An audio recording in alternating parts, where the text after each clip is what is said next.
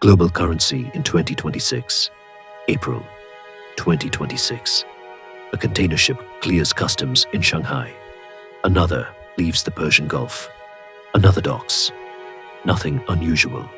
But somewhere between the oil field and the refinery, something subtle changes.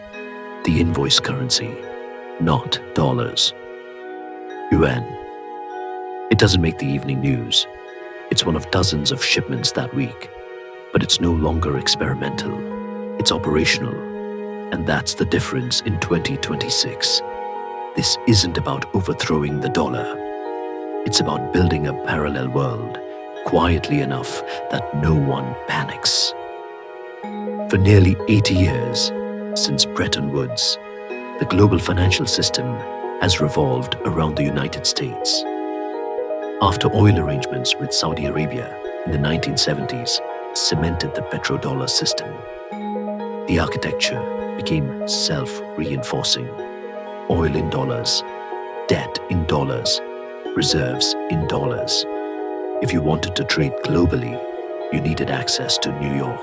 But 2026 is not 1996. The war in Ukraine reshaped risk calculations. Sanctions on Russia froze foreign reserves and severed banking access. Regardless of political alignment, one message echoed through finance ministries worldwide. Reserves held abroad are conditional. Conditional ownership changes behavior. So central banks adjust, not dramatically, strategically. They buy more gold. They diversify modestly into Yuan. They sign bilateral swap lines. They test settlement outside the dollar system, not because they hate the dollar, but because concentration is risk. And then comes the first twist. Mid-2026, oil markets wobble. A regional conflict in the Middle East disrupts supply routes for weeks. Insurance premiums spike. Brent surges past expectations. Markets scramble. Historically, such shocks strengthen the dollar. Investors flee to safety. This time, something different happens. China settles emergency energy purchases directly in Yuan, using pre-arranged bilateral frameworks. No dollar conversion step. No exposure to intermediary volatility.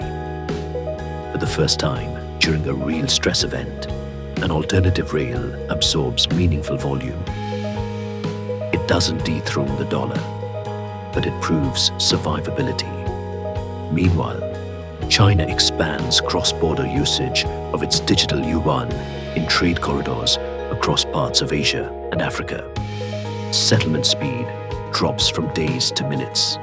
Transaction costs fall. Smaller economies, especially those facing dollar shortages, find it attractive. If your country struggles to access dollar liquidity during tightening cycles and another system offers smoother access, what do you choose? Pragmatism beats ideology. But here's the second twist. Inside China, capital controls remain tight. The yuan is not fully convertible. Foreign investors still worry about transparency and legal recourse.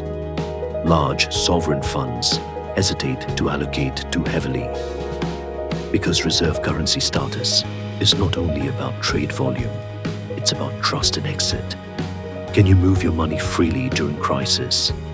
In that category, the United States still dominates.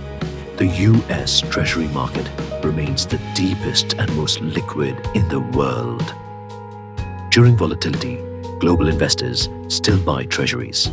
The Federal Reserve still provides swap lines to allied central banks.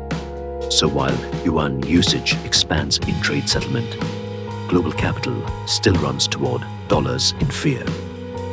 Two systems, two behaviors. Trade diversifies, capital concentrates. Then comes the third twist.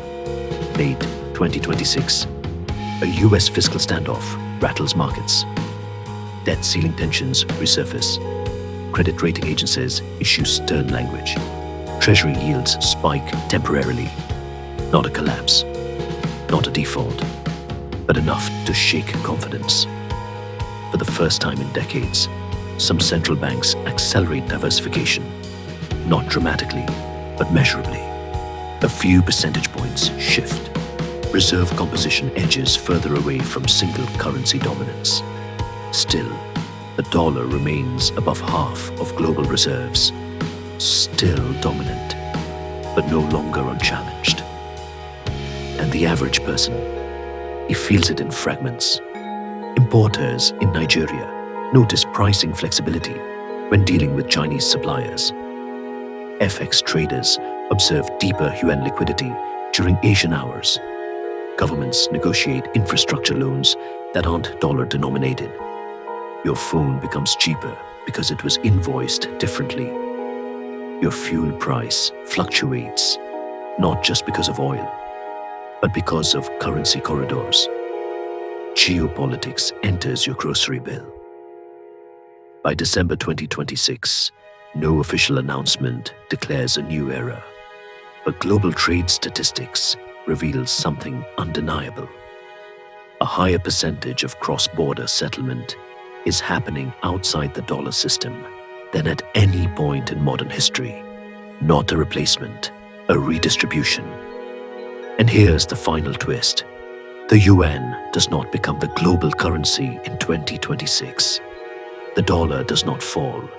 Instead, a multipolar monetary order becomes irreversible. Countries no longer ask, will the yuan replace the dollar?